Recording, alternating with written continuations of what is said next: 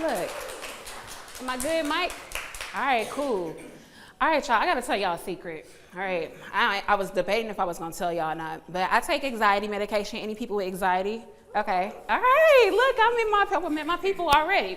So I take anxiety medication, and I've been really anxious about COVID because if y'all haven't noticed, like I haven't been in a room where no one hasn't coughed. Like we just forgot we just went through a whole global pandemic. Like why are people coughing? Like, like right next to you, like bruh, like so I got really anxious and I took my zinc this morning with my anxiety medication and I did not eat when I dropped off my 2-year-old. So anyone can guess what happened to me this morning? Yeah, I pulled over on the side of the road and I was like, I'm not pregnant, I can't be pregnant again, all right? So I'm not gonna throw up on you guys, but look, there might be someone coming up the steps with some Pepto-Bismol just because I am that girl that I'm thinking about left, right, and all the things. So Matt, you're very courageous to sit right here right now, okay? All right, so hey everybody, my name is Brittany Raji Alberti. I'm a digital marketing coach. I'm also the founder of the Rich Mamas Club, which is a social club for moms who are ambitious but busy, a little bougie, and definitely anxious. Okay, all of the things together. So I want to tell you a little bit. He talked about a little bit, but I want to tell y'all some personal things. Can I get personal with y'all? I just told you that I might throw up on the stage, but I'll get a little bit more like what you probably want to hear. I love God. I'm Dave's wife. I've been married for 4 years. I've been married for 10 years, y'all. I got married and then got married again. So I've been married a long, long time. I didn't even really take a break, but that's not y'all, okay, not y'all concern. I'm Amara's mommy. She's a 2-year-old going on 20 and a socialite. Like I said, I have a social club that has 300 women in the metropolitan area and over 1,000 nationwide called Rich Mamas Club. I love oxtails. Okay, oxtails and Afrobeats are everything. Shout out to Fufu and Sauce if y'all have not had the food truck. She's a client. You had, okay, you know them oxtails hits. Okay, I've been featured on all of these other platforms, which you'll probably see if you look later. You'll probably see me on St. Louis Mom and Score. They run a lot of ads for me, okay? All right, so I'm gonna keep on going. So I'm gonna tell you a little bit about what this looks like. Okay, it's not hitting. This is my first time with a mic too, y'all. All right, well, like this. I'm good? All right, cool. So I wanted to do a little bit of power networking. Is that okay with y'all? Do you know the person next to you? No? Cool, I love that. Okay, so if you're a parent, raise your hand. Yes, look, fur babies count too. Shout out to the fur baby parents, okay. If you are, no, that's too easy. If you have a sibling, raise your hand. If you are a founder, raise your hand. You have a co-founder. Are you solo? Okay, co-founders, solo dolo people. You the marketing, HR. Okay, all right. So we got some mix up in here. It's one person who's like really courageous. Will you stand up and tell us what you do? One person who got. Come on, give a round of applause. I know, give a round of applause. Yes. All right. Tell us your name and what you do. My name is Shakai Blasky. I am the CEO and founder of Clinical Research Concierge. Ooh. We are a research development company helping small to mid-sized pharmaceutical companies move their solution through the FDA process. I needed you this morning. Why didn't you tell me I could mix zinc in my anxiety? Okay. All right. Next time, I'll know. So we know like pharmaceuticals, the magic pills. She knows all about those. So we're gonna talk a little bit about customer discovery.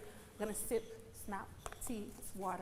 some water, and then we're gonna have a Q&A. But I'm an interactive person, so holla at me if you got something. Okay, just say hey B, and we all in. Okay. So most of you guys, and this is always my video's working. Okay.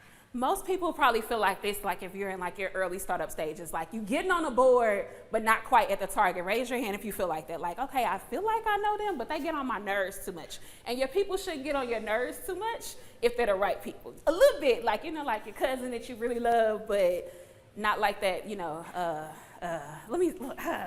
don't want to go there because I might offend somebody. But that cousin that you love, but you're ready for them to go home too? Okay. All right, so what are you aiming towards? Let's talk about that. One person, who are you aiming towards? In one sentence, can you tell me who your target audience is? Come on, another person. Don't be shy, y'all. Creative. No, you got to stand up, Kevin, and tell us what you do. I'm Kevin Fuller. I'm from Atlanta, Georgia. I own Regular Joe Coffee. Creatives is our target.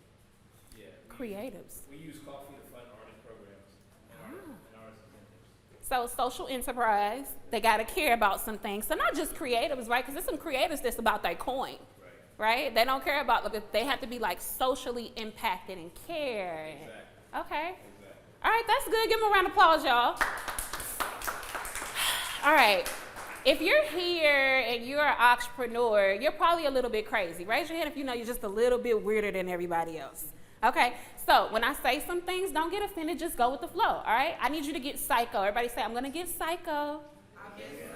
Yes, y'all my people, okay? Because most of the time, we focus on demographics, right?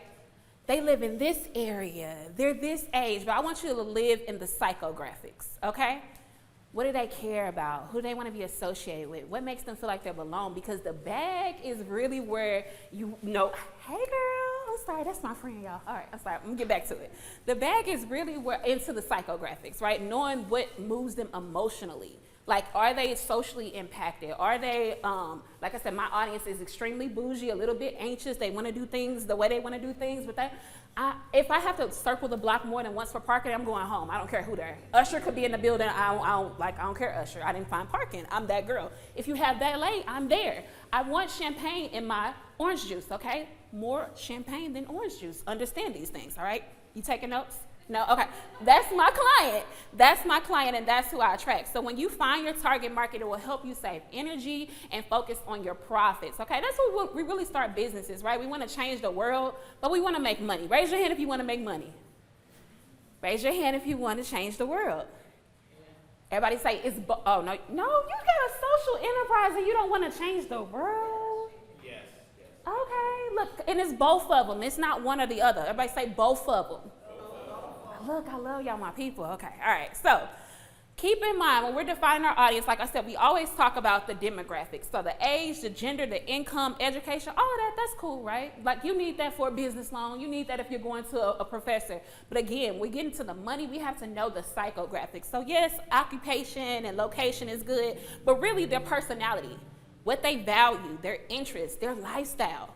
Because we can market, like, y'all know, y'all see social media. Who else gets anxious on Instagram when somebody doing something you want to do? It's not just me. You, okay, thank you. Y'all hollering at me. Like, but when we see stuff, I remember it was one day where I was watching something and I just found myself like almost getting ready to have a panic attack. And it's because I was comparing myself to something online. I had to recognize that.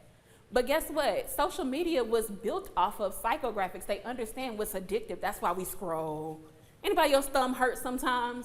Y'all not gonna tell the truth. It's okay.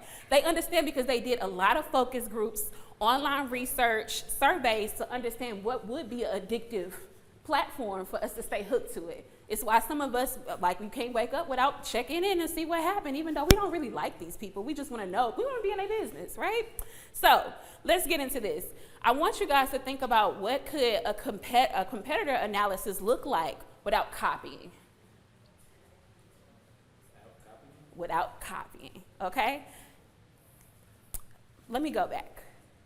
Here's a little bit about my journey. Like I said, you guys heard, I started this social enterprise. There was an African fashion line. I got to work with celebrities, and I kept finding that every time I would do a campaign with a celebrity, it wouldn't hit as much as people connecting with me because they love the storytelling. They loved going to see me go back to Nigeria and walking down the street in a marketplace and how I would style things. They were really tied into the brand with me. And then something happened about 2016 at one of my store locations. People kept coming in and they wasn't buying nothing. They just wanted to sit down and talk with me. I'm like, you want to buy necklaces? You want to buy a bag? This will look really good with this. They're like, well, I just wanted to spend time with you. I'm like, I'm trying to understand why people aren't buying anything. It's because they were bought into the personal brand that I connected around the story. So I started coaching because I had to start charging people for something. Like, I couldn't keep the lights on with just them coming in and sitting and talking to me. So it grew into me like coaching women all over the country, from Charlotte to Oakland, back here to St. Louis, and really getting this women empowerment. Again, these really bougie people that love to get into this story. So for me, my competitor analysis against a lot of other people that were in the African fashion industry is I created community, and I only created products for my audience, not the other way around. So I understood who my people were, what they needed, and then I created things for them versus let me bring something to the market and then try to find a buyer. It's why we see so many retail locations opening and shutting, because you didn't know anything about this area. You just opened up, you seen it was a store available, and you didn't really understand that. And also knowing that your target market can change and will over time. See, some of my first clients, they still work with me. They're in my social club. They come out, they come to events, but the life cycle has changed a little bit, and I'll show you that. So originally with my African fashion line, We would have people that would come out to events. We would do head wraps, all of these other things, and photo shoots. I would only use my customers in my photo shoots and in my fashion shows. Why? Because again, they wanted to belong. And it was a way for me to charge them for something because they were bought into the experience, right? Which is how we sell things. But going back to your business, your target market should be a group of people, a customers. Hopefully, they're not your target if they're not buyers, okay?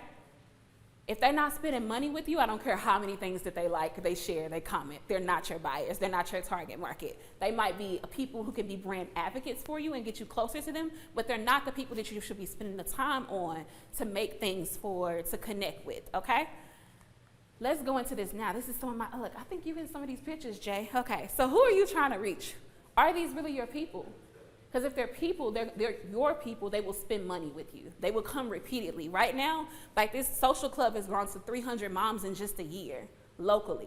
Y'all know how hard it is to get people in a room in St. Louis, don't play.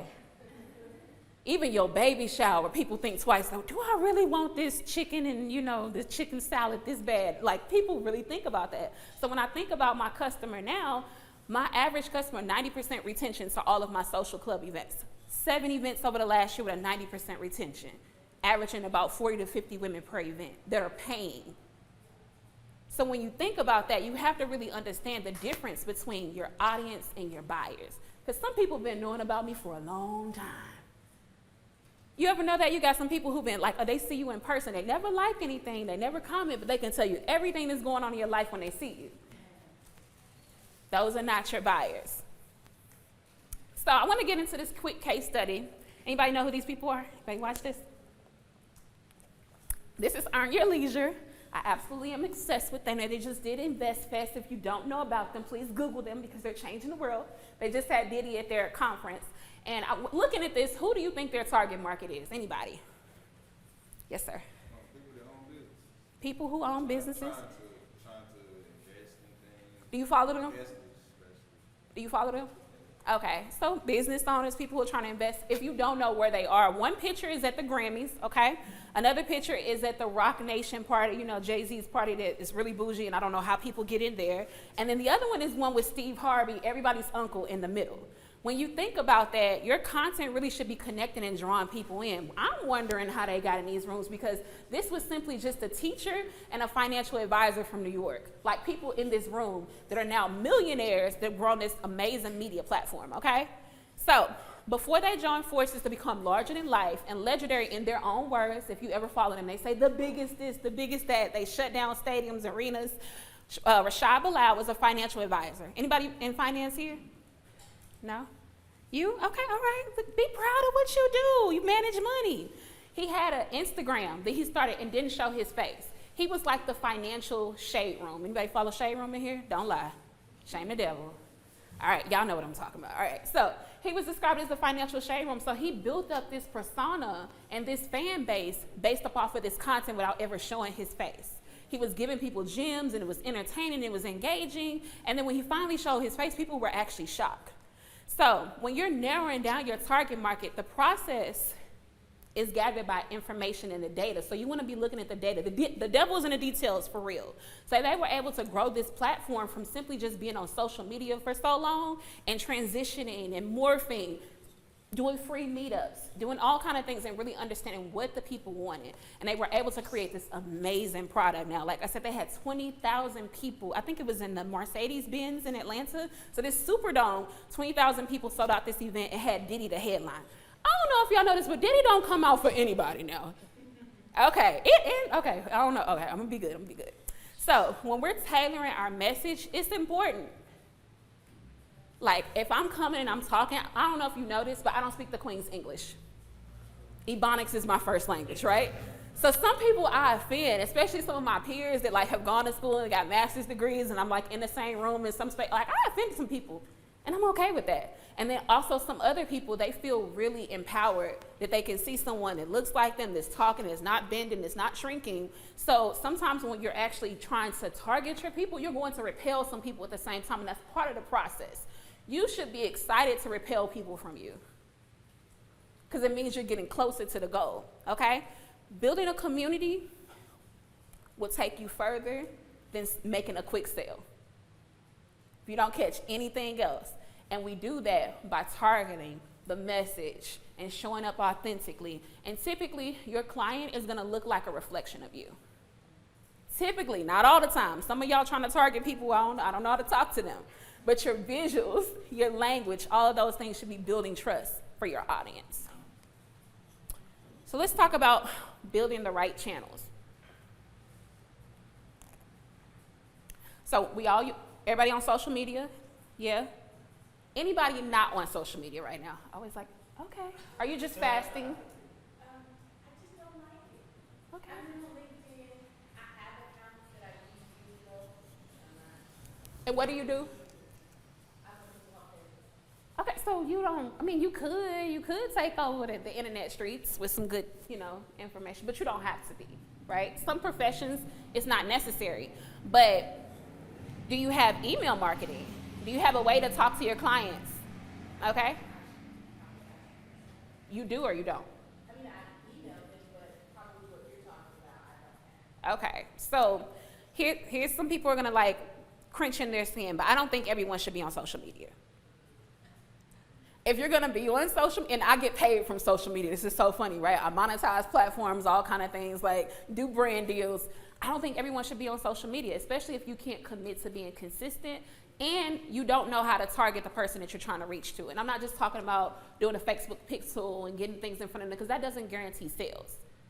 It truly is a platform where you have to be social. So if you're in this room and you introduced yourself to someone, you should be thinking about how you can be social online the same way. So you have to have a strategy. So examples of different marketing channels that you could use: social media, definitely email or text message marketing. I'm a text girl. I will text my community real quick and check your spam. I sent something. I'm in search engine optimization. Newsflash, y'all. I know Keisha's going to come up here and talk about search engine optimization, but every single social media platform is search engine based now. Where before it was based on other things. Now it's based on, do you know how to speak the language of the people you're trying to attract? I'm gonna say that again. If you're using ChatGPT to do your captions, because I know some of y'all lazy, is it reaching the people that you're trying to reach? It's super important to measure your success, you guys. Often, when I'm doing marketing campaigns, I notice when I'm working with small business owners and even sometimes big brands, they don't take enough time to actually measure, was it effective? Here's the thing, y'all. Most of the time, the first time it won't work. If it's truly a new strategy, a new segmentation, a new product, it might not work. You do have to have some level of consistency. So you want to look at those metrics, your website traffic. Yes, y'all, if you're not looking in your back office of your website, shame on you. Shame on you. Where is the traffic coming from? Because you might be spending money on Google Ads and then nobody's looking at your Google review.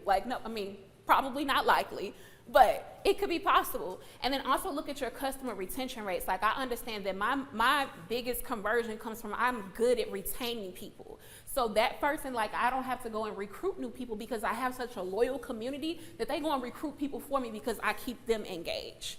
So you want to make sure you measure your success and adjusting your strategy after measuring it.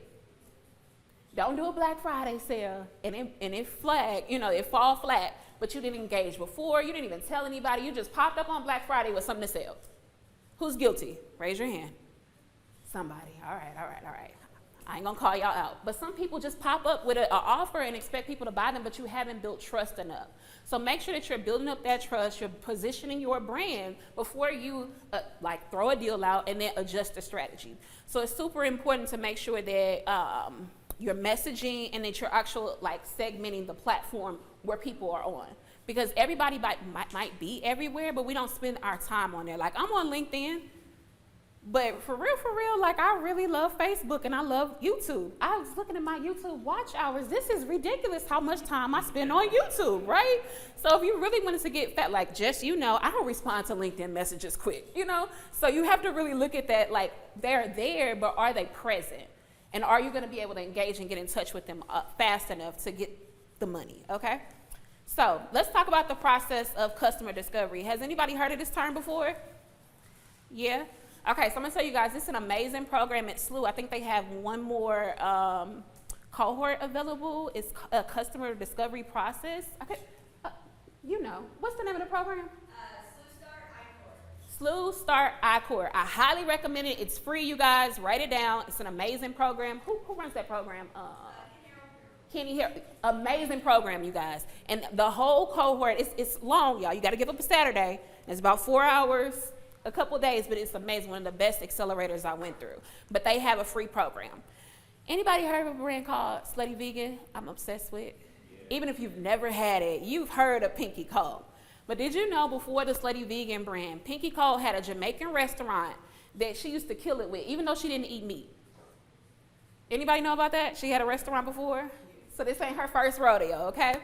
So one thing about it, that even though the restaurant burned down, it did have some success. It wasn't a massive brand like it was today. I've been a Slutty Vegan fan before I even had the burger, just because I'm obsessed with her marketing. Like, she's amazing with marketing. But she had some success, and it wasn't nothing like it was today because it wasn't really close to her true values. I don't know if y'all follow Tabitha Brown. I'm a Tabitha Brown fan too. But she kept saying like, hey, I kept trying to make it in the entertainment industry, but it just kept falling flat because she was code switching. Real recognize real, that's all I'm gonna say.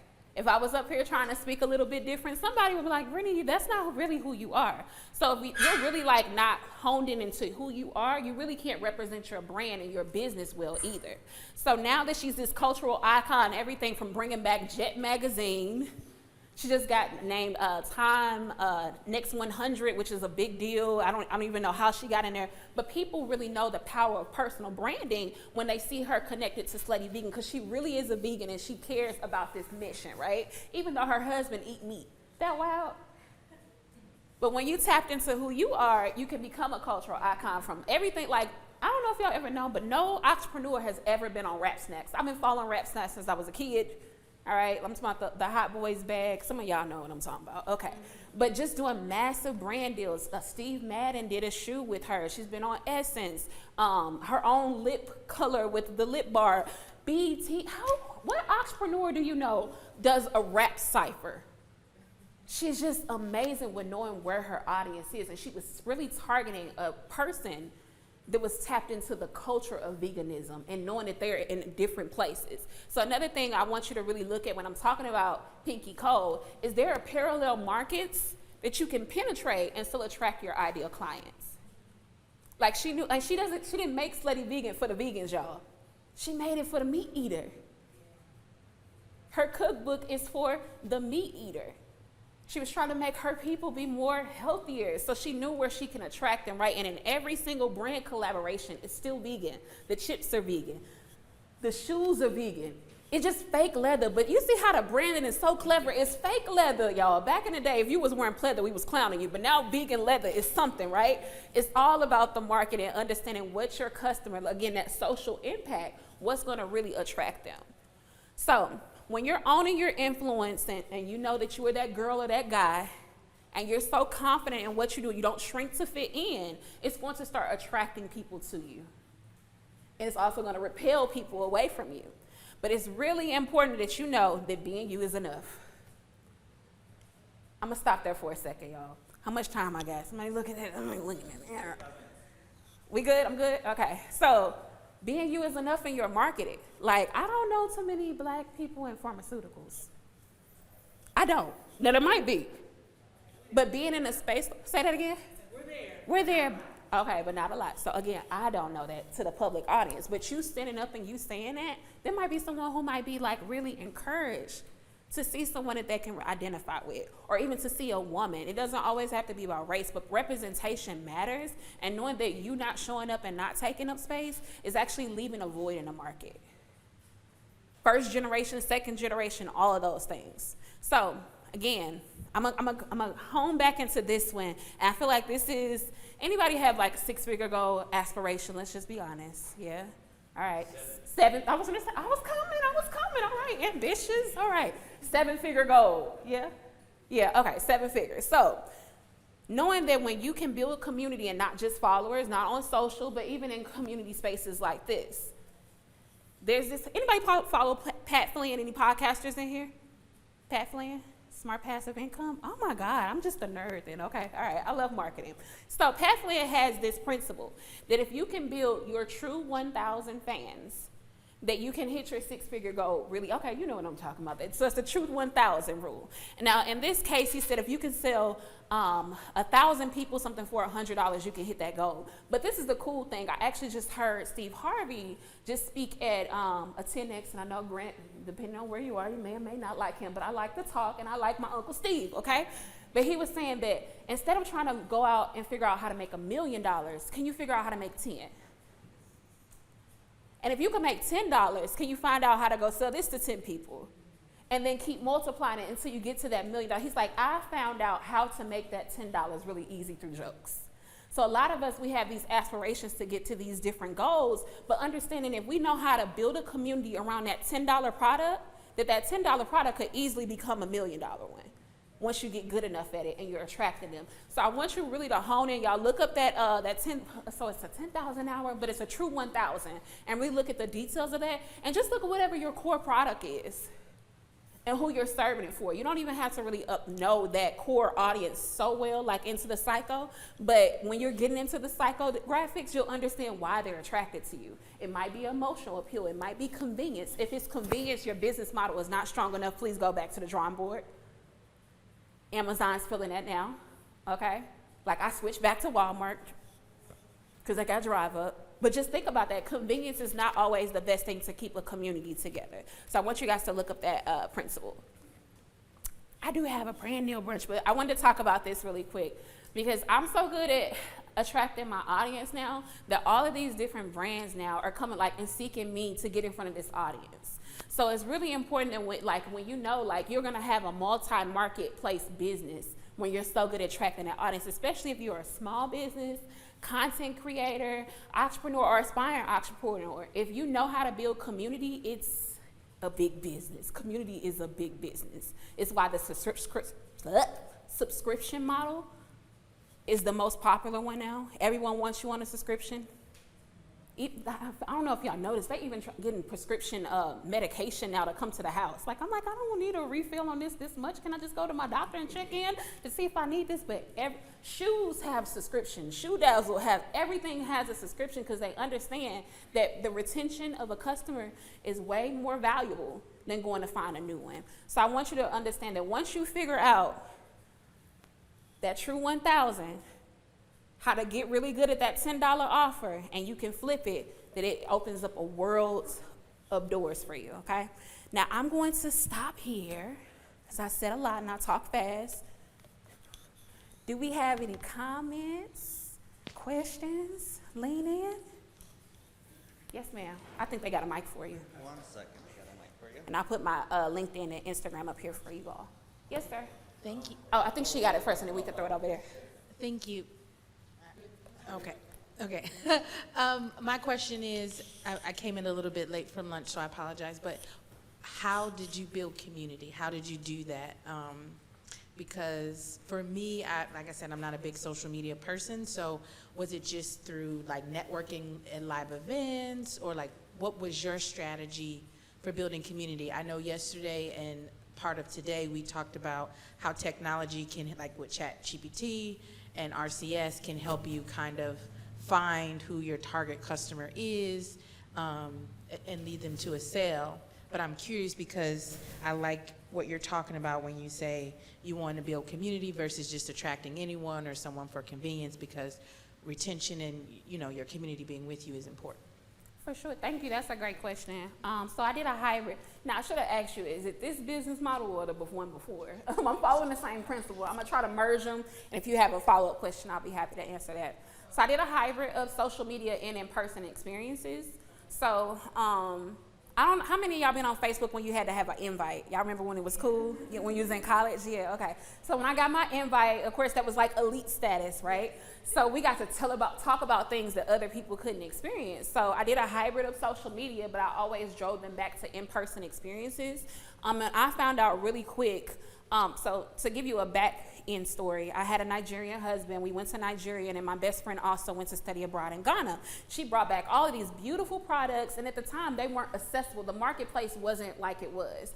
So I had a bit of a competitive advantage that I had gone to the continent. I could tell stories. I had in-laws. I knew how to rap my gele, and people were we were really into it. So I had a really good opportunity. Product market fit and then timing is really important when building community. So I would start doing in-person experiences like head wrapping workshops and fashion shows and culture talks and stuff like that. And people would start to invite people, but I did use social media to gravitate those people. The most important thing is I had a bomb CRM from day one. Customer relationship manager. So with my CRM, I was keeping all of this data, and that was actually how I was able to exit my first business, is because I built up such a massive pool of clients that I sold my intellectual property for my business and I left. I had like a little 30K buyout. I was happy because nobody who looked like me ever got 30K at once, so I was happy, you know? So yeah, so the hybrid of it, right? So I found my people online, I targeted them, I got them inside of my funnel, which was my CRM, with a live experience. Was that cool? Yeah, all right. Yes, sir. Actually, my question, I think, relates to what she asked about. I guess I might have just missed what are you doing now versus, your first business was jewelry and accessories and things like that, a retail environment. And you said you shifted to creating a community and they're paying, but what are they paying you for? Is it a coaching That's business? good. Or what is it you're doing now? You know, this has been a struggle to articulate this, okay? Because I had the product-based business, but then I also worked in nonprofit for 10 years, community engagement, marketing, outreach, and I would blur the lines a lot. So I built a lot of relationships in nonprofits. So now I serve as a digital marketing coach, right, directly to the ecosystem. So I contract with Urban League and a few other like ESOs across the country. But I also have a massive, I hate this word, influencer marketing pillar, like in my business, where I call it's content creation, and I create engagement and outreach campaigns for companies. So, but they want to reach my audience, if that makes sense. So I only create campaigns to reach my audience for companies. Did I do a good job? Did y'all understand that? Because I don't know the title of that, no. Yes, ma'am. So do you see that it's beneficial to actually pay for ads for engagement? No. Okay. You want me to follow up to it? Yes. Okay, so early 2020, y'all remember when we had this big social justice run when George Floyd got killed? That took my business over the top, the e-commerce operations, because people were searching for Black-owned businesses online, and I had some bomb SEO on Google, and I was getting all of these customers. I remember one day I woke up, I was like, oh, it's 7,000 orders in my back office, and I'm in my shotgun apartment on the south side going through a divorce. It was interesting. I'm like, this is so cool. So within that realm, like ads were great because I was just doing retargeting ads from people that were going to my site. But what happened is the ads were too effective. I actually made, I want to say like 30K off of a $500 ad spend. And you know, my ad to girl here, that ain't possible anymore. So what has happened, everything is broken because of the pandemic. So now we're competing with Amazon, Walmart, all of the big box people who can do a $10,000 ad campaign, and your little ad it's not gonna do nothing for you if you're trying to do it for conversion, if that makes sense. I should have asked you that. Is it an awareness campaign or a conversion campaign? Both. Both? Okay, I wouldn't do it. I would focus on content marketing. Okay, focus on content marketing. Content, pushing out content, search engine based content. Thank you for your question. Are we done? Yeah, So I was wondering, since you've done both in marketing to like individuals for e-commerce and also to companies that are hiring you to do these events or marketing, how do you feel like there's a difference between advertising to one individual versus like a company? Like, did you have to change when it went from like one to seven, like a whole company? give me an example of a campaign so I make sure I'm clear. Oh, okay. Well, I guess the first one, individual, like if you're selling t-shirts or something versus trying to target a company that, I do web design, so like targeting a company to hire me as a developer or a designer as like a freelancer. Yes and no. Yes, because B2B is a little bit different. I kind of blur lines. I don't believe in B2B as much. Like, even though I'm on LinkedIn, I don't feel like I make enough money on LinkedIn. Like, I'm still killing it on Facebook, right? Which is weird because a lot of people think Facebook is dead, but y'all sleep. It's okay. So, yes, in a way, because I'm talking to a different intellectual. I don't want to say that. I believe in P2P, people to people, right? Because a lot of my brand deals now have come from relationships, just like the individual marketing. So when I'm speaking to my audience in broad, I'm still speaking in this voice, right? But I do have, when I'm going to pitch a company or I'm like doing a deal, I do use different language legally. Like, oh, you want to use this content? Oh, would you like to license my content? You get what I'm saying? Oh, you want to do this? Oh, do you want a contract? Like, understanding that I'm not free. So I had to I spent the last year trying to learn the language to what I do because I did it for so long in nonprofit. But if anybody's worked in nonprofit, you have 10 different hats in one title, so you don't really know what you do, you know? So yes, legally to understand how I can get paid and how I can turn this into a viable business, but not so much where I'm code switching. Yeah. Cool. Thank you. Good question. Yes, ma'am. Hi, I'm a new business. I'm still in the idea stage. I am opening a smash room here. And so... Like I could break stuff? Yes. Oh, okay, all right. And so you see how I get this reaction from people when I talk to them about it. However, I don't have any social media presence, and I'm not sure if it's too early for me to... Yeah, go hold the name. Like, so these are campaigns that I love, right? Because you're in the awareness. I'm sorry, finish your question, because we got excited. You see how we got excited, girl. Well, I'm just not sure if it's too early for me to make a social media page, and if it isn't, I'm not sure what I should upload because I don't have a space, I don't have a logo yet, I just have a great idea and a name. You got your phone? I do. Okay, record me real quick because I'm gonna give you a free strategy. You ready? All right, so you wanna go grab, hold on, you press and play? How I look? All right. All right, so go grab all of the social media handles with your name. Everybody, if you're in startup phase and what did you call it? Ideation? Idea. It's a technical term, but again, my Ebonics is ruling me right now. So you wanna go grab it on every single platform just to hold it, even if you're not gonna create content there. And even though you don't have a space, you just want to create a dope awareness, engagement, attention-grabbing campaign. So even if you don't have content, I don't know if you guys knew this, but you can take content from any single platform, and as long as you're crediting the original creator, you can use it. So if you find another smash room or somebody else is breaking stuff, I would just make amazing campaign, just putting out all this smash stuff, and then start telling your story.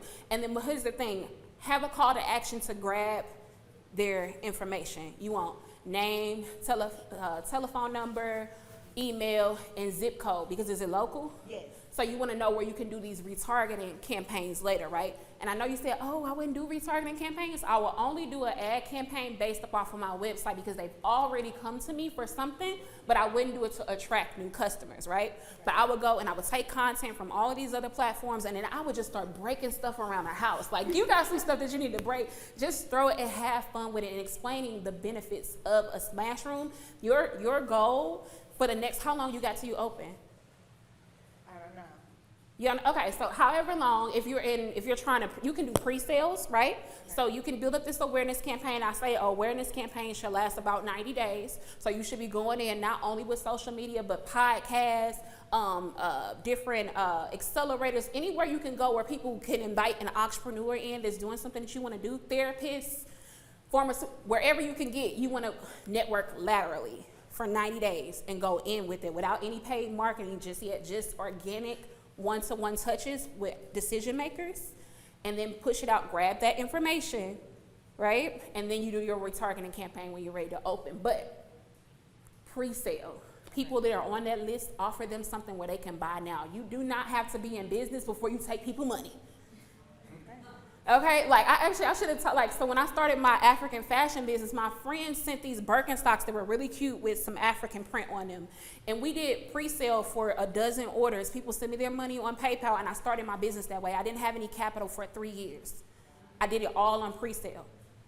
awareness, build it up, get people excited that they want to know about it. You're a brown girl, like whatever it is, like whoever you're trying to target, get fun with it, have fun, and go for it. I can't wait. I wanted to break something right now. Do I got something I can throw? Like, that was a good question though. Thank you. Yeah, I'm gonna invoice you later. Okay. All right. No, I'm joking. Are we done? We good? No? Anybody else? Yes, so that's the question. Do you do offer your services to other companies? I do. Oh. I do. Great. Microphone. Do you do offer your services to other companies? Go holler at me, Kevin. All right. All right, I'm a shimmy if we don't have anybody else. I know I talk fast. Yes, ma'am. So since your brand is largely like based on you, or like what you feel is you, I guess since you said you deal with anxiety, what kind of things do you think helped you get into who you are?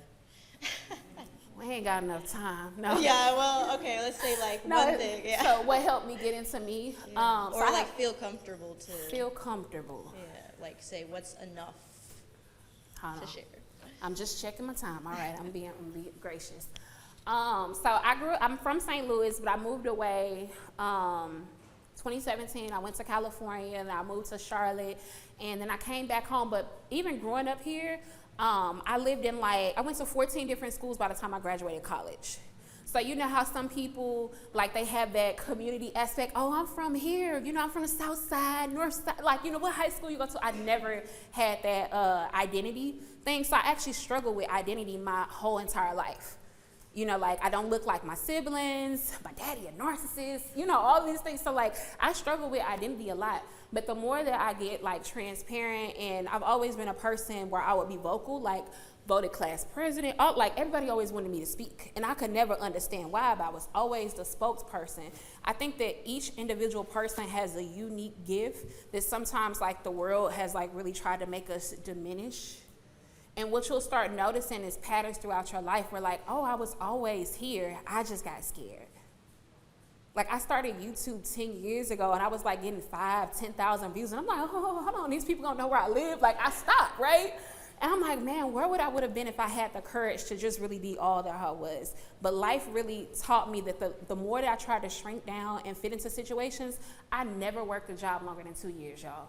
Don't hire me. I'm not a good employee. I'm a great contractor, okay? People who are looking to hire, I'm available for hire.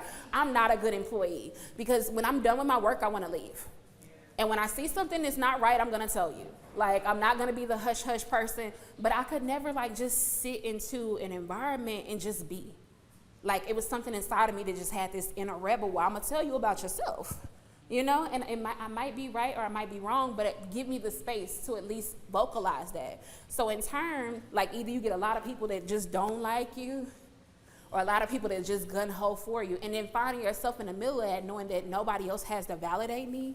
They don't have the power to validate me.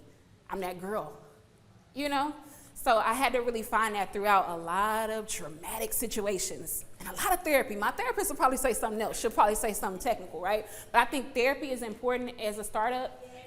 Okay, yeah, girl, look, get your coins. Look. Yes. Because what you'll notice is throughout this journey is there certain situations that you probably didn't deal with from childhood. You probably didn't deal with from a relationship. So every journey, I had a customer that was just horrible, but I believe that the millions are in our mistakes. Okay? The millions are in our mistakes and in our ability to be able to be ourselves. Brittany, can I ask one question? Sure. Back to digital marketing, do you have a favorite type of post that drives engagement? Yes. Did I answer your question? Yes. Okay, cool. Do I have a favorite? No. So in digital marketing, I do what works for me, and I suggest for people to do that too. Like I said, everybody doesn't have to be on social media. What can you commit to? So I would prefer to speak. So I would love to live stream, do a repurpose of content. I repurpose content a lot, and I'll turn it into something else. But what can you commit to? That's what I suggest for people to do. Now, I do look at metrics, but if I personally can't do it, I delegate. Yeah. No, I was thinking, do you like polls or asking questions or making some kind of comment? I do, but I don't do everything for everyone. Like I said, I have a core community, and I might do that. I have all of my community's information. So they'll get text message, they'll get emails. I might do polls, do stories to engage people every now and then, but they're not my core audience, if that makes sense. Yeah. Thank you. No? Hey, okay. All right, I think I'm done. Wow. Round of applause for Brittany. That was amazing.